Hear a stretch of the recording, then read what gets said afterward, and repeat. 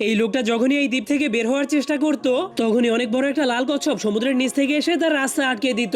এরপর তার শক্ত পিঠের সাহায্যে সেই লোকটার বাঁশের ভেড়াটাকে ধাক্কা মেরে মেরে ভেঙে ফেলতো। কিন্তু যখনই লোকটা ভাবতো এখনই কচ্ছপটা তার উপর আক্রমণ করে দিবে তখনই কচ্ছপটা তার সামনে গিয়ে থেমে যেত, এমনকি তাকে কিছুই করতো না। তখন লোকটাকে এত ভয় পেতে দেখে কচ্ছপটা চুপচাপ সেখান থেকে চলে যায়। কিন্তু সেই লোকটা একদমই বুঝতে পারছিল না যে সেই কচ্ছপটা তাকে কেন এখান থেকে যেতে দিচ্ছে না। এই জন্য সে অনেক রেগে সমুদ্রের দিকে তাকিয়ে অনেক জোরে জোরে চিল্লাতে শুরু করে দেয়। তখন সে দেখতে পায় সেই কচ্ছপটা ধীরে ধীরে সমুদ্রের কিনারে আসতে শুরু করেছে।